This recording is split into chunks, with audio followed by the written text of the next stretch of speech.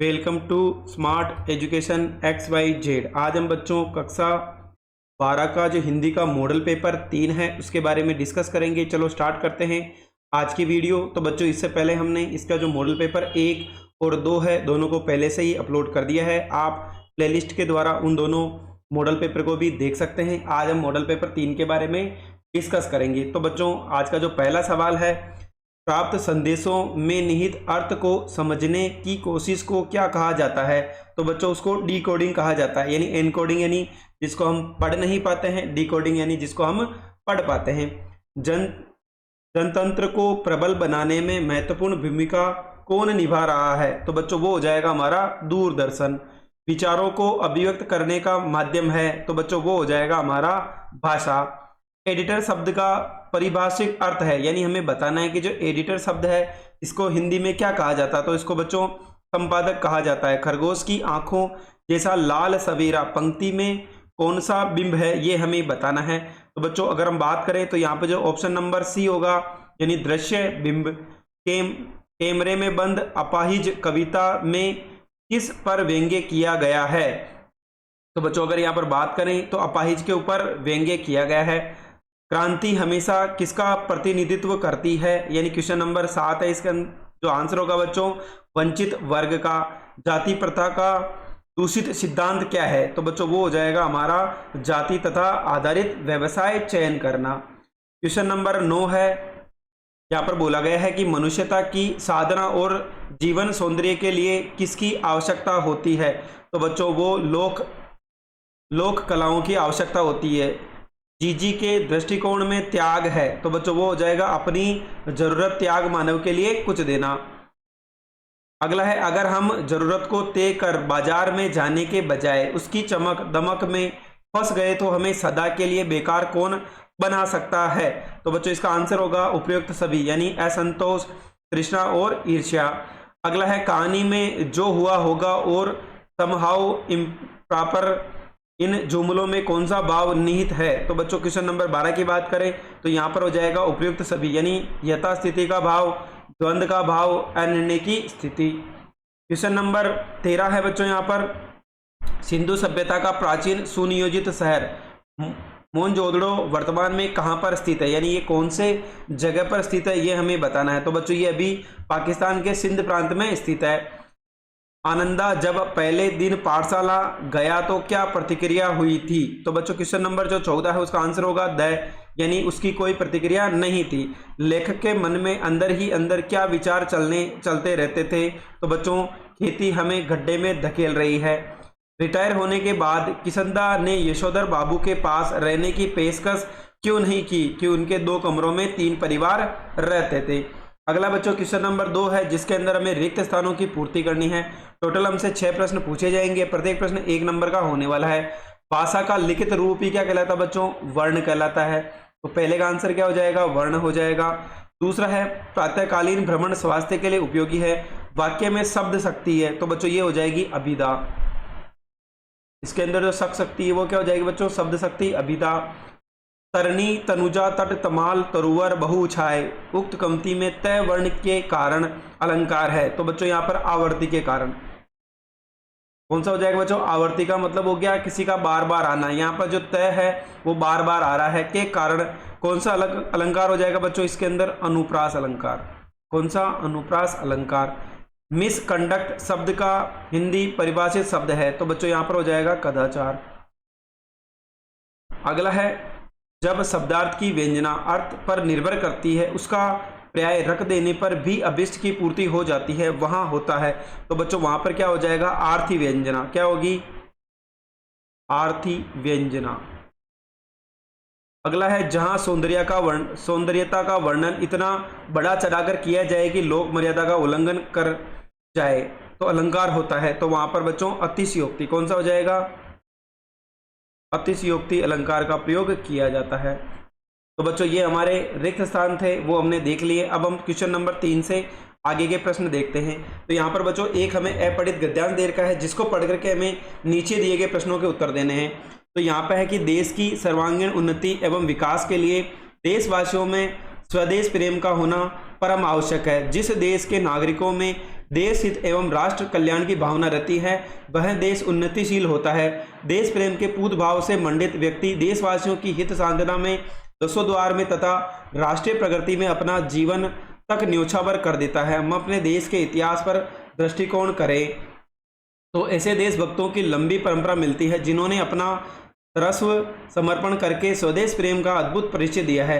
महाराणा प्रताप, वीर शिवाजी, सरदार भगत सिंह, महारानी लक्ष्मीबाई, लोकमान्य तिलक, महात्मा गांधी आदि सशस्त्रों देशभक्तों के नाम इस दृष्टि के लिए जाते हैं। हमें अपने देश के इतिहास से देश प्रेम की एक गौरवपूर्ण परंपरा मिलती है और इससे हम देश हितार्थ सर्वस्व न्योछावर करने की प्रेरणा करते हैं। तो बच्चों यहाँ पर अगर हम बात करें तो ये देश प्रेम के ऊपर एक हमें गद्यांश दे रखा है जिसको पढ़ करके हमें नीचे के उत्तर देने हैं। तो सबसे पहले बोला है कि इसका शीर्षक क्या है, तो बच्चों यहाँ पर हमें देश प्रेम यानी स्वदेश और देश प्रेम का महत्व बताया गया है। लेखक के अनुसार कौन सा देश उन्नतिशील होता है, तो लेखक के अनुसार वह देश उन्नतिशील होता है जिसके नागरिकों में देश प्रेम और देशभक्ति की भावना होती है। देशवासियों में स्वदेश प्रेम का होना क्यों परम आवश्यक है, तो देश की सर्वांगीण उन्नति एवं विकास के लिए स्वदेश प्रेम का होना परम आवश्यक है। हमें अपने देश के इतिहास से क्या प्रेरणा मिलती है, तो हमें अपने देश के इतिहास से देश हितार्थ सर्वस्व न्योछावर करने की प्रेरणा मिलती है। स्वदेश शब्द का हमें बच्चों यहाँ पर मूल शब्द कौन सा है और उपसर्ग बताना है। तो बच्चों यहाँ पर बात करें तो स्व तो मूल शब्द है और उपसर्ग क्या हो जाएगा बच्चों, देश मूल शब्द है। यानी अगर उपसर्ग की बात करें तो सब उपसर्ग है और मूल शब्द कौन सा है बच्चों, देश है यानी स्वदेश। हमें इतिहास में कौन सी परंपरा मिलती है, तो हमें इतिहास में देश प्रेम की एक गौरवपूर्ण परंपरा मिलती है। अगला सवाल है बच्चों क्वेश्चन नंबर 4। यहाँ पर एक में पद्यांश दे रखा है जो अपठित है यानी बुक के बाहर से लिया गया है, जिसको पढ़ करके हमें नीचे दिए गए प्रश्नों के उत्तर देने हैं। यह अवसर है स्वर्णिम सुयुग का, खोना इसे नादानी में, रंग रंगेलियों में, छेड़छाड़ में, मस्ती में, मनमानी में। तरुण विश्व की बागडोर ले तू अपने कठोर कर्म में, स्थापित कर रे मानवता बर्बर नृशंस के उर में। दंभी को कर ध्वस्त धरा पर, अस्त्र शस्त्र पाखंडों को करुणा शांति सुख भर दे। बाहर में अपने घर में यौवन की ज्वाला वाले दे, अबेदान पद दलितों को, तेरे चरण शहर में आपत जग आश्वासन श्वास गहे। तो बच्चों यहाँ पर एक हमें पद्यांश था जिसके अनुसार हमें नीचे दिए गए प्रश्नों के उत्तर देने हैं। इसका हमें बताना है कि उचित शीर्षक क्या है, तो बच्चों इसका उचित शीर्षक है तरुण या युवाओं के कर्तव्य, यानी युवाओं के कौन कौन से कर्तव्य हैं उसके बारे में हमें इस पद्यांश के अंदर बताया गया है। यह अवसर है स्वर्णिम सुयुग है, पंक्ति में किस अवसर की बात की जा रही है, तो बच्चों युवावस्था को स्वर्णिम अवसर बताया गया है, यानी जो युवावस्था है उसको स्वर्णिम अवसर कहा गया है। दे अभेदान पद दलितों को, पंक्ति का आशय स्पष्ट कीजिए। युवा वर्ग अपनी सहायता से उन व्यक्तियों को अभेदान दे जिनका अभी तक शोषण हुआ है, अर्थात दलितों को। बाहर में अपने घर में, पंक्ति हमारी किस विशेषता का बोध करती है, हम करुणा शांति के प्रतीक रहे हैं अतः देश विदेश में शांति स्थापित करें। विश्व की बागडोर युवा पीढ़ी के मजबूत हाथों में ही सुपोषित होती है। बच्चों क्वेश्चन है विश्व की बागडोर किसके हाथों में होती है, तो विश्व की बागडोर युवा पीढ़ी के मजबूत हाथों में होती है। मानवता को कहाँ स्थापित करने की बात कही गई है, जो व्यक्ति असामाजिक एवं अत्याचारी है उनके हृदय में मानवता स्थापित करने की बात की गई है। क्वेश्चन नंबर 5 है ड्राई एंकर किसे कहते हैं, तो ड्राई एंकर जब एंकर खबर के बारे में सीधे सीधे बताता है कि कहाँ क्या और कब और कैसे हुआ, तथा जब तक खबर के दृश्य नहीं आते हैं एंकर दर्शकों को रिपोर्टर से मिली जानकारी के आधार पर सूचनाएं पहुंचाता है, इसे बच्चों ड्राई एंकर के नाम से जाना जाता है। लेखक को कब लगा कि उसके नए पंख निकल आए हैं, जूझ आत्मकथा अंश के आधार पर बताइए। तो बच्चों अगर हम बात करें तो जब लेखक ने अनेक कविताओं को अपनी खुद की चाल में गाना शुरू किया, जब यह बात उनके शिक्षक न व कोंदल लेकर को ज्ञात हुई तो उन्होंने उसका हौसला बढ़ाते एवं सम्मान दिलवाने हेतु उसे कविता पाठशाला के एक समारोह में भी गवाई, जिससे उसका सम्मान बढ़ा। इस कारण लेखक को लगा कि मेरे कुछ नए पंख निकल आए हैं। क्वेश्चन नंबर 7 है मोहनजोदड़ो के प्रसिद्ध जलकुंड यानी महाकुंड की विशेषताएं क्या क्या थी, तो मोहनजोदड़ो का प्रसिद्ध जल महाकुंड अद्वितीय सिद्ध वास्तुकला से स्थापित था। उस महाकुंड की लंबाई 40 फीट, चौड़ाई 25 फीट और गहराई 7 फीट थी, जिसके दाहिनी ओर साधुओं के कक्ष और उत्तर की ओर 2 पंक्ति में 8 स्नानागार बने हुए थे। महाकुंड की मोटी दीवारें पक्की ईंटों से बनी हुई थी। क्वेश्चन नंबर 8 है पतंगों के साथ साथ वे भी उड़ रहे हैं। पतंगों के साथ कौन उड़ रहा है और क्यों? जब पतंगें उड़ती है तो बच्चे का मन भी उनके साथ उड़ने लगता है, उनके गतिशीलता आ जाती है और उमंग उत्साह से भरकर वे छतों की दीवारों पर खतरनाक होने पर भी चढ़ जाते हैं। उनके शरीर में पतंगों के समान हल्कापन आ जाता है। इसी कारण कहा गया है कि पतंगों के साथ बच्चे भी उड़ते हैं। जो लोग बाजार से लाभ नहीं उठा सकते हैं, नहीं बाजार में सच्चा लाभ दे सकते हैं, वे लोग बाजार का बाजारूपन बढ़ाते हैं। कथन का आशय स्पष्ट कीजिए। जो लोग परचेजिंग पावर या क्रय विक्रय के गर्व में बाजार से अनावश्यक वस्तुओं को खरीद लेते हैं, वे बाजार को विनाशक व्यंग्य शक्ति देते हैं। ऐसे लोगों की वजह से बाजार में छल कपट, मूल्य वृद्धि आदि प्रवृत्तियां बढ़ती है। इससे बाजार को सच्चा लाभ नहीं होता है। इसमें सद्भाव की कमी और लूट खसोट आदि की वृद्धि होती है। अगला बच्चों खंड 6 की बात करें तो प्रत्येक प्रश्न 3 नंबर का पूछे जाने वाला है। कालिदास ने शिरीष की कोमलता और द्विवेदी जी के उसकी कठोरता के विषय में क्या कहा? शिरीष के फूल निबंध के आधार पर स्पष्ट कीजिए। तो कालिदास और संस्कृत साहित्य में शिरीष के फूलों को अत्यंत कोमल माना गया है। कालिदास कहते हैं कि शिरीष का फूल केवल भंवरों के पैरों पर ही भार सहन कर सकता है, पक्षियों का नहीं। इसके फूल इतने मजबूत होते हैं कि नए फूलों के निकल जाने पर भी स्थान नहीं छोड़ते, जब तक नए फूल पत्ते पुराने फलों को धकियाकर बाहर नहीं कर देते, जब तक वे डटे रहते हैं। और इसी मजबूत पुराने फलों को लेखक ने नेताओं के संदर्भ में व्यंग्य किया है, प्रयोग किया है कि जब तक युवा पीढ़ी धकिया कर उन्हें सत्ता से बाहर नहीं करती है, वे स्वयं नहीं जाने वाले हैं। अगला है बच्चों अथवा का प्रश्न है। इंद्रसेना सबसे पहले गंगा मैया की जय क्यों बोलती? इस संदर्भ में नदियों का भारतीय सांस्कृतिक परिवेश में क्या महत्व है, स्पष्ट कीजिए। तो बच्चों इंद्रसेना सबसे पहले गंगा मैया की जय बोलती है क्योंकि गंगा भारत की पूज्य एवं पवित्र नदी है। इसके जल सिंचन से देश में अन्न का उत्पादन होता है। गंगा नदी हमारी सांस्कृतिक आस्था है। इसके तट पर अनेक पवित्र तीर्थ एवं सांस्कृतिक केंद्र विद्यमान है जिनका हमारे धार्मिक और सामाजिक जीवन में विशेष महत्व है। इन सब कारणों से गंगा नदी का महत्व सर्वोपरि माना गया है। आत्म परिचय कविता का मूल प्रतिपाद लिखिए। तो कवि हरिवंश राय बच्चन ने आत्म परिचय कविता के माध्यम से यही समझाया है कि स्वयं को जानना दुनिया को जानने से कठिन है। समाज से बड़ा खट्टा मीठा रिश्ता होता है व्यक्ति का, फिर भी सांसारिक क्रियाकलापों से कटकर कोई नहीं रह सकता। उसे समाज के भीतर रहकर ही अपनी पहचान बनानी पड़ती है, विरोधी परिस्थितियों का सामना करना पड़ता है। मनुष्य को द्वंद्वात्मक अवस्था में स्वयं और संसार से वैचारिकता के स्तर पर नित लड़ना पड़ता है। अगला है अथवा का प्रश्न है। असनीपात से स्थापित उन्नत सत सत वीर पंक्ति में किसकी ओर संकेत किया गया है? तो इस पंक्ति में क्रांति के विरोधी स्वार्थी पूंजीपतियों शोषकों की ओर संकेत किया गया है। जिस प्रकार बरसात में बिजली गिरने से बड़े बड़े वृक्ष धाराशायी हो जाते हैं, पर्वतों की चोटियां खंडित हो जाती है, उसी प्रकार क्रांति होने से बड़े बड़े पूंजीपतियों का गर्व चूर चूर हो जाता है और धन संपन्न लोग की धाराशायी हो जाते हैं। इस प्रकार इससे क्रांति के प्रभाव की ओर संकेत हुआ है। क्वेश्चन नंबर 12 है। नवीन पीढ़ी और नवीन जीवन मूल्य, पुरानी पीढ़ी और प्राचीन जीवन मूल्य, इन दोनों के बीच सदैव टकराहट चलती रहती है। सिल्वर वेडिंग कहानी के आधार पर इस कथन की समीक्षा कीजिए।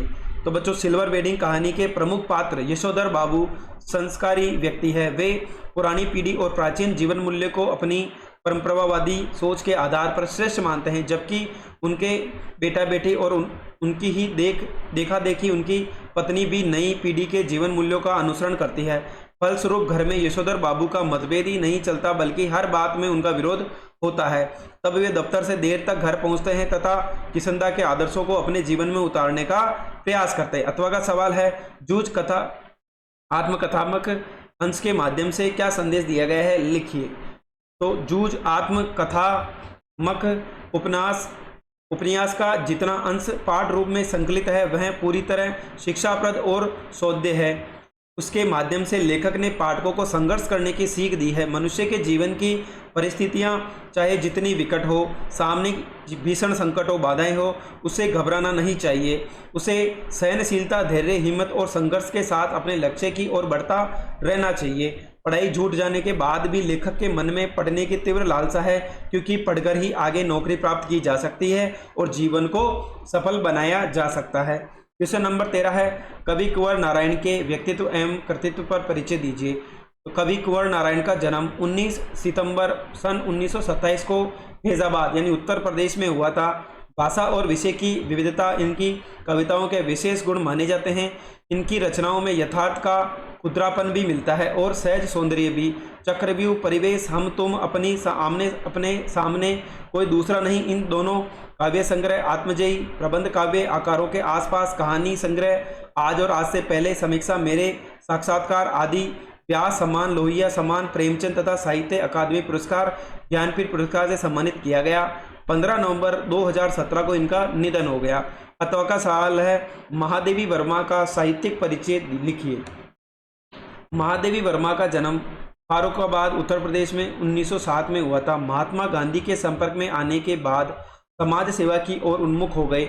इनका कार्यक्षेत्र बहुमुखी रहा। इनकी कविताओं में निजी वेदना एवं पीड़ा समावित है। इनके गद्य में सामाजिक सरोकारों का चिंतन है। इनकी रचनाएं निहार, रश्मि, नीरजा, यामा, काव्य संग्रह, अतीत के चलचित्र, स्मृति की रेखाएं, पथ के साथी, मेरा परिवार, सहसंबरण श्रृंखला की कड़ियां, आपदा, भारतीय संस्कृति के स्वर, निबंध आदि, पद्म विभूषण, ज्ञानपीठ पुरस्कार, भारत भारती पुरस्कारों से सम्मानित लेखिका की मृत्यु 1987 में हुई थी। अगला है, युवा पीढ़ी के घटते संस्कार विषय पर फीचर लिखिए। तो बच्चों, युवा पीढ़ी के घटते संस्कार। आज की नई पीढ़ी अपनी संस्कृति एवं संस्कार को त्याग कर एकदम मॉडर्न बनकर रहने में ही अपना स्थान समझती है। नई पीढ़ी के सामने पुरानी पीढ़ी के लोग दकियानूस, नासमझ और जिंदगी का असली मजा न ले सकने वाले हैं। युवा पीढ़ी माता पिता का सम्मान नहीं करती, परिवार के बड़े बूढ़ों का कहना नहीं मानती, सब कामों में अपनी मर्जी और अनियंत्रित जीवनचर्या को महत्व देती है। युवा पीढ़ी मुन्ना भाई MBBS की तर्ज पर अच्छे बुरे सब कामों को जायज मानकर अपना भविष्य ढालना चाहती है। यह सारा दोष उनकी संस्कारहीनता का है, अंधानुकरण एवं अपसंस्कृति का है। वे अच्छे संस्कार न तो सीखना चाहते हैं और न ही अपनाना चाहते हैं। नई पीढ़ी की यह स्थिति अतीत चिंतनीय है। अथवा का सवाल है, नशे की लत से जकड़ता युवा वर्ग विषय पर आलेख लिखिए। तो बच्चों, नशे की लत से जकड़ता युवा वर्ग। नशे की लत एक कुप्रवृत्ति या दुर्व्यसन है। आज युवा वर्ग हेरोइन, ब्राउन शुगर, स्मैक, चरस, शराब आदि नशीले पदार्थों का सेवन करने लगा है। नशे का प्रचलन युवा वर्ग में देखा देखी या साथियों के प्रभाव आदि से बढ़ रहा है। तो कुछ संपन्न घरों के युवकों में शराब, विस्की, बियर का सेवन करना स्टेटस हो गया है। नशा माफिया एक कुप्रवृत्ति को बढ़ाने में पूरा सहयोग कर रहे हैं। प्रारंभ में युवा युवतियों को खिलाया ललचाया जाता है, एक दो खुराक मुफ्त में दी जाती है, फिर उनका हर तरह से शोषण किया जाता है। नशे की लत से जकड़ता युवा वर्ग समाज को अपराधों की ओर ले जा रहा है। नशा करने से मानव के विवेक के साथ सोचने समझने की शक्ति नष्ट हो जाती है। वह अपने हित और अहित, भूले बुरे का अंतर नहीं समझ पाता। नशे की लत से धीरे धीरे वह अनेक बीमारियों से ग्रसित हो जाता है। यह स्थिति अतीत चिंतनीय बन रही है।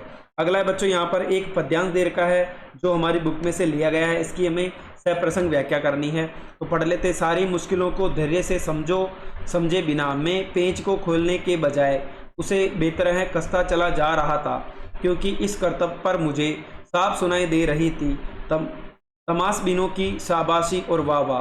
प्रस्तुत काव्यांश कवि कुंवर नारायण द्वारा लिखित काव्य संग्रह कोई दूसरा नहीं की कविता बात सीधी थी पर से लिया गया है। कवि ने इसमें उन कवियों का व्यंग्य किया है कि वाहवाही पाने के चक्कर में लोग भाषा के सीधे सरल रूप को छोड़ पांडित्य दिखाने में फंस गए हैं। तो बच्चों, ये प्रसंग हो गया, यानी कौन कविता कौन से पाठ से लिया गया है और किसके बारे में बात की जा रही है। व्याख्या, कवि कहता है कि भाषा के चक्कर में फंसी सीधी बात को धैर्यपूर्वक सुलझाने के बजाय कोशिश करने पर वह और अधिक सुलझ गई। जिस प्रकार पेंच ठीक से न लगे तो उसे खोलकर बार बार कसने से उसकी चूड़ियां मर जाती है, उसी प्रकार बेवजह भाषा का पेंच कसने से बात सहज और स्पष्ट होने के स्थान पर ही क्लिट न अर्थहीन हो जाती है। कवि कह रहे हैं कि इस तरह भाषा को सुलझाने के चक्कर में उसके उलझने को काव्य चमत्कार समझ लोग वाह वाह करने लगेंगे, जो कि मेरा उलझन को ज़्यादा बढ़ाने वाली बात है। साथ ही उन लोगों का व्यंग्य है जो तमाशा देखने वालों की तरह अर्थ समझ बिना अनर्थ पर ही अपनी वाहवाही का प्रतिक्रिया देने लगते हैं। विशेष कवि ने व्यंग्य करते हुए बताया कि भाषा की जटिलता दोनों की वाहवाही का कारण बनती है, जो कि सही नहीं है। उर्दू मिश्रित शब्दों का प्रयोग है, पेंच, कर्तव्य, बेहतर है, तमाशबीन आदि शब्द प्रभावपूर्ण अभिव्यक्ति प्रस्तुत कर रहे हैं। अथवा का सवाल था बच्चों, जिसके अंदर भी एक पद्यांश है। बहुत काली सिल जरा से लाल केसर से की, जैसे धूल गई हो सलेट पर या लाल खड़िया चाक, मल दी हो किसी ने नील जल में या किसी की घोर झिलमिल देह जैसे हिल रही हो। तो बच्चों प्रसंग प्रस्तुत काव्यांश कवि शमशेर बहादुर सिंह की कविता उषा से लिया गया है। सूर्योदय से पहले पल पल बदलता प्रकृति का सुंदर रूप धारण किया गया है। व्याख्या, कवि सूर्योदय से पहले आकाश में पल पल परिवर्तित होते हुए सुरम्य वातावरण का चित्रण करते हुए बताते हैं कि भोर का दृश्य कुछ काले और लाल रंग के मिश्रण से अति मनोरम लगने लगा। तब तक कुछ क्षणों के बाद ऐसा लगने लगा है कि आकाश काली सील हो, उसके अभी अभी केसर से धो दिया गया हो, अथवा काली नीली स्लेट पर लाल रंग की खड़ियां चाक मल दी गई हो। प्रातः जब नीले वर्ण के आकाश में सूर्य की चमकती हुई श्वेत आभा दिखाई देने लगती है तो ऐसा लगता है कि नीले जल में किसी सुंदरी की गोरी दह झिलमिल कर रही हो, अर्थात प्रातःकालीन नमी एवं मंद हवा के कारण सूर्य की किरणें हिलती हुई नायिका के समान लगती है। सूर्य का श्वेत बिंब भी हिलता सा प्रतीत होता है। कुछ क्षण बाद जब सूर्य उदित होता है तब उषा काल के पल पल बदलने रंगों को अथवा प्राकृतिक परिवेश का चमत्कारी सौंदर्य समाप्त हो जाता है, अर्थात सूर्योदय होते ही उषा काल का रंगीन सुरम्य वातावरण चमत्कारी जादू की तरह समाप्त हो जाता है और चारों तरफ सूर्य का तेज प्रकाश फैल जाता है। विशेष है, कवि ने उषा काल के दौरान सूर्य की लाल पीली श्वेत आभा का सुंदर वर्णन किया है। भाषा भावानुरूप सरल सुबोध है, उत्प्रेक्षा अलंकार का प्रयोग किया गया है। क्वेश्चन नंबर 16 है, निम्नलिखित गद्यांश की सप्रसंग व्याख्या कीजिए। बच्चों इससे पहले पद्यांश है, अब हमें गद्यांश दिया है। इस दंड विधान के भीतर कोई ऐसी धारा नहीं है जिसके अनुसार खोटे सिक्कों की टकसाल जैसे पत्नी से पति को विरक्त किया जा सकता है। सारी चुगली चुबाई की परिणति उसके पत्नी प्रेम को बढ़ाकर ही होती है। जिठानियां बात बात पर धमाधम पीटी कुटी जाती, उस पर उसके पति ने उसे कभी उंगली भी नहीं छुपाई। बड़े बाप की बड़ी बात वाली बेटी को पहचानना था। बच्चों प्रसंग हो जाएगा कि प्रस्तुत गद्यांश लेखिका महादेवी वर्मा द्वारा लिखित भक्तिन संस्मरण से लिया गया है। इसमें लेखिका भक्तिन के जीवन के विशेष पक्षों का वर्णन डाल रही है। व्याख्या, लेखिका ने बताया कि भक्तिन ने 3 पुत्रों को जन्म दिया है, जिससे भक्तिन की सास और जेठानियां बहुत चिढ़ती थी, लेकिन लेखिका का या किसी अन्य की दृष्टि से भी सजा देने के नियम में ऐसा कहीं नहीं था कि खोटे सिक्के पैदा करने वाले अर्थात बेटियों को जन्म देने वाली भक्तिन को पति से अलग किया जाए। सभी के द्वारा भक्तिन के प्रति की गई चुगली का परिणाम पति उस पर और अधिक प्रेम प्रदर्शन होता है। जहां उसकी जिठानियां बात बात पर अपने पतियों से मार खाती थी, वहां भक्तिन को उसके पति ने मारने के नाम पर एक उंगली भी नहीं छुआई थी, क्योंकि वह बड़े बाप की स्वाभिमानी बेटी के स्वभाव को अच्छे से जानता था। तो बच्चों यहाँ पर क्या क्या विशेष है, लेखिका ने भक्तिन के पति के प्रेम स्वभाव को व्यक्त किया है। तत्सम भाषा के साथ देशज शब्दावली की प्रचुरता है। अनूठा दिखाना मुहावरे का अर्थ प्रयोग हुआ है। अथवा है, अंधेरी रात चुपचाप आंसू बहा रही थी, निस्तंभता करुण सिसकियों और आहों को बलपूर्वक अपने हृदय में भी दबाने की चेष्टा कर रही थी। आकाश में तारे चमक रहे थे, पृथ्वी पर कहीं प्रकाश का नाम नहीं। आकाश से टूटकर यदि कोई भावुक तारा पृथ्वी पर जाना भी चाहता है तो उसकी ज्योति और शक्ति रास्ते में ही शेष हो जाती है। अन्य तारे उसकी भावुकता अथवा असफलता का खिलखिलाकर हंस पड़ते हैं। प्रसंग प्रस्तुत अवतरण लेखक फणीश्वर नाथ रेणु द्वारा लिखित कहानी पहलवान की ढोलक से लिया गया है। इसमें मलेरिया और हैजे की चपेट में आए गांव के भयानक वातावरण का वर्णन किया गया है। व्याख्या है, लेखक बताते हैं कि पूरे गांव में हैजा और मलेरिया फैला हुआ था। गांव के गांव खाली होने लगे थे। प्रतिदिन 2-3 लाशें प्रत्येक घर से निकलती थी। ऐसे में अंधेरी रात में अन्य जीवित परिवारजन आंसू बहाने रहते थे। चारों तरफ खामोशी फैली हुई थी।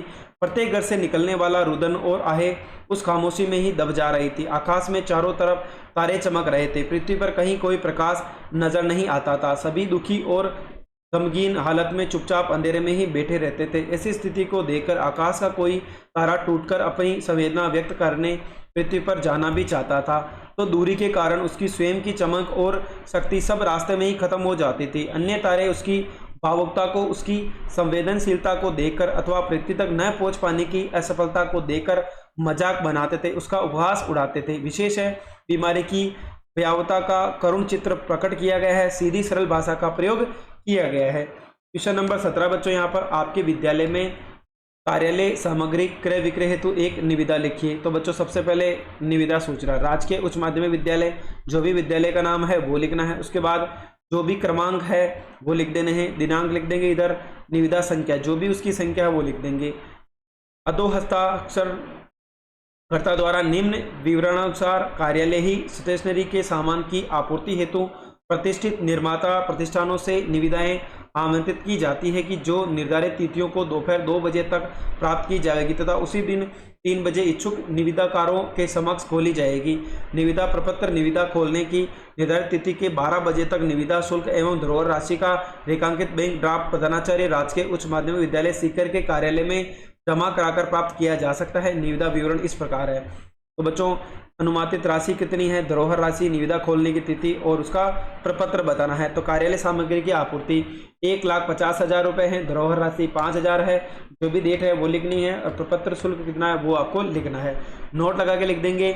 आपूर्ति के लिए सामग्री का पूरा विवरण निविदा प्रपत्र के साथ उपलब्ध होगा। हस्ताक्षर प्रधानाचार्य। अथवा का प्रश्न है, भारत सरकार रक्षा मंत्रालय की ओर से श्री नरेंद्र सिंह जी लिपिक पद पर नियुक्ति के संदर्भ में एक ज्ञापन प्रस्तुत किया गया है। तो ज्ञापन भारत सरकार रक्षा मंत्रालय। इधर बच्चों क्रम संख्या आ जाएगी जो भी उन्होंने निकाला है उसकी, इधर जो भी उनका एड्रेस है वो आ जाएगा और दिनांक आ जाएगी। विषय है कि मंत्रालय में लिपिक की नियुक्ति। श्री नरेंद्र सिंह पुत्र सज्जन सिंह निवासी बीकानेर को उनके दिनांक 12 दिसंबर के प्रार्थना पत्र के उत्तर में इस मंत्रालय में लिपिक पद पर नियुक्ति पत्र निम्नलिखित शर्तों पर किया जाता है। पद का वेतन क्रम हो जाएगा। यह पद 1 वर्ष के लिए, इसे 12 मार्च को समाप्त समझा जाएगा। यदि वह आवश्यकता हुई तो समयावधि में वृद्धि की जा सकती है। नियुक्ति पर पत्र स्वीकार करने पर 1 सप्ताह के भीतर कार्यालय में उपस्थिति की सूचना देनी होगी। अगला जाएगा प्रक्षिति। इधर बच्चों जो भी नाम है वो लिखना है, नरेंद्र सिंह पुत्र सज्जन सिंह। उसके बाद एड्रेस है 55 महावीर कॉलोनी बीकानेर राजस्थान। बहुदी हस्ताक्षर आ जाएंगे कमल सिंह सचिव। बच्चों आज का जो अंतिम प्रश्न है क्वेश्चन नंबर 18 है कि हमें यहाँ पर 4 विषय दे रखे हैं, किसी एक विषय पर हमें यहाँ पर निबंध लिखना है। चलो देख लेते हैं कौन कौन से टॉपिक है, उनमें से किसी एक पर निबंध लिखना है। पहला है भारतीय संस्कृति का अनुपम उपहार योग, दूसरा है जल संरक्षण हमारा दायित्व, तीसरा है कटते जंगल घटता मंगल, लास्ट है विद्यार्थी जीवन में नैतिक शिक्षा की उपयोगिता। तो चलो बच्चों देख लेते हैं। तो पहला है बच्चों यहाँ पर हम केवल एक ही देखेंगे कि भारतीय संस्कृति का अनुपम उपहार योग। संकेत बिंदु है प्रस्तावना, योग से क्या आशय है, योग का महत्व, वर्तमान में योग की स्थिति और उपसंहार। तो प्रस्तावना हो जाएगा भारत प्राचीन काल से ही ऋषियों मुनियों और मनीषियों की धरा रही है, इसलिए भारतीय संस्कृति विश्व के आंगन में अपनी श्रेष्ठता और महानता के लिए प्रसिद्ध रही है। इसके मूल में सभी सुखी हो सभी निरोगी हो की भावना ही निहित रही है। इसी निमित्त भारत में योग को सनातन काल में अपनाया जा रहा है। वस्तुतः योग भारतीय संस्कृति का अनुपम उपहार है। अगला है बच्चों योग का आशय। योग शब्द संस्कृत के युज धातु से बना है जिसका शाब्दिक अर्थ है जोड़ना, किसी वस्तु को अपने से जोड़ना अर्थात किसी अच्छे कार्य में अपना आपको लगाना। अतः तन से मन को जोड़ने की ही योग कहते हैं। महर्षि पतंजलि द्वारा रचित योग सूत्र योग दर्शन का मूल मंत्र है। उन्होंने योग के 8 अंग बताते हुए कहा है कि चित्त की वृत्तियों को रोकना ही योग है। अतः हमें शारीरिक मानसिक धार्मिक और आध्यात्मिक उद्देश्यों की प्राप्ति के लिए योग की कोई न कोई क्रिया 15-20 मिनट नियमित रूप से करनी चाहिए, क्योंकि योग स्वस्थ मनुष्य जीवन की एक कला है। योग का महत्व। तो योग से मनुष्य को शारीरिक मानसिक और आध्यात्मिक दृष्टि से अनेक लाभ है। इससे सबसे बड़ा लाभ है कि उसको नियमित करने से व्यक्ति निरोगी है और दीर्घजीवी होता है। इसके शारीरिक और मस्तिष्क में वृद्धि के साथ साथ सोच में भी सुचिता आती है। योगाभ्य जन पदार्थ निचिंतन से पूरित होकर आध्यात्मिकता की ओर उन्मुक्त होता रहता है। वर्तमान में योग की स्थिति। वर्तमान में योग शब्द अब अनजाना नहीं रहा है, क्योंकि यहाँ देखो वहीं योग का प्रचार प्रसार है। टीवी पत्रिकाएं सीडी डीवीडी पुस्तकें आदि उसके प्रचार के जहाँ प्रमुख साधन है, वहीं बहुत सारी संस्थाएं हैं जो योग की कक्षाएं चलाती है, प्रशिक्षण देती है। चारों तरफ आज के ज़माने में योग ही योग है। असाध्य रोगों की प्राकृतिक दवा योग है। इसलिए कहा गया है कि योग भगाएं रोग। योग के क्षेत्र में स्वामी रामदेव का योगदान वर्तमान में अतुल्य है। उन्होंने देश और विदेशों में सैकड़ों योग शिविर लगाकर लोगों को स्वस्थ और दीर्घजीवी रहने का सहज उपाय सिखाया है और सिखा रहे हैं कि उन्होंने हरिद्वार में पतंजलि योगपीठ की स्थापना करके योग द्वारा रोगों की चिकित्सा का भी प्रबंध किया है। वर्तमान में योग की वैधता को समझते हुए उसे शिक्षा पाठ्यक्रम में अनिवार्य रूप से जोड़ा गया है। बच्चों अगला हो जाएगा इसका उपसंहार, यानी योग भारतीय संस्कृति का एक अनुपम उपहार है जो आज के मनुष्य के व्यस्ततम और तनावग्रस्त जीवन की एक अमूल्य औषधि है। योग स्वास्थ्य की कुंजी है। इसके नियमित अभ्यास से मनुष्य 100 वर्षों तक जीवित रहने में इच्छा पूरी कर लेता है। इसलिए आज सभी के लिए योग लाभदायक सिद्ध हो रहा है और इसका प्रचार प्रसार दिनों दिन बढ़ता जा रहा है। योग के कारण ही